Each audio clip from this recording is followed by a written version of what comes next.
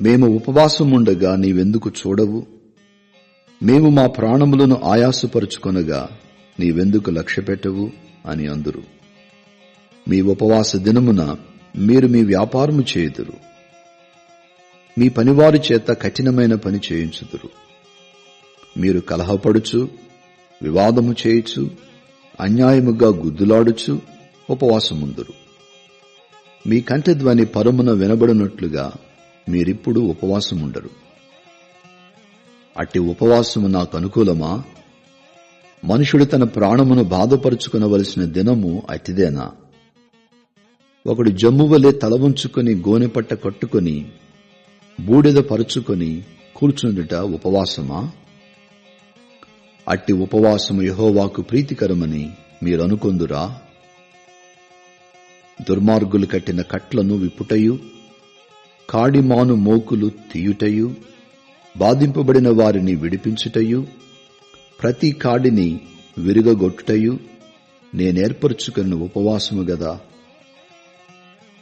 నీ ఆహారము ఆకలిగొనిన వారికి పెట్టుటయు, నీ రక్త సంబంధికి ముఖము తప్పింపకుండుటయు, దిక్కుమాలిన బీదలను నీ ఇంట చేర్చుకొనుటయు, వస్త్రహీనుడు నీకు కనబడినప్పుడు వానికి వస్త్రములిచ్చుటయు, ఇదియే గదా నాకిష్టమైన ఉపవాసము.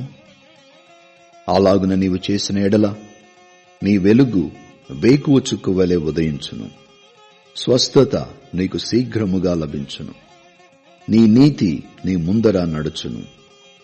యెహోవా మహిమ నీ సైన్యపు వెనుకటి భాగమును కావలి కాయును.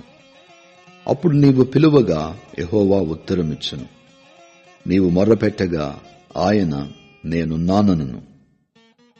ఇతరులను బాధించుటయు, వ్రేలు పెట్టి చూపి తిరస్కరించుటయు, చెడ్డదానిని బట్టి మాటలాడుటయు నీవు మాని, ఆశించిన దానిని ఆకలిగొనిన వానికిచ్చి, శ్రమపడిన వానిని తృప్తిపరచిన ఎడల చీకటిలో నీ వెలుగు ప్రకాశించును, అంధకారము నీకు మధ్యాహ్నము వలె నుండును.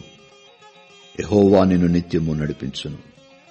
క్షామకాలమున ఆయన నిన్ను తృప్తిపరచి నీ ఎముకలను బలపరచును. నీవు నీరు కట్టిన తోటవలెను, ఎప్పుడును ఉబుకుచుండు నీటి ఊటవలెను ఉండెదవు.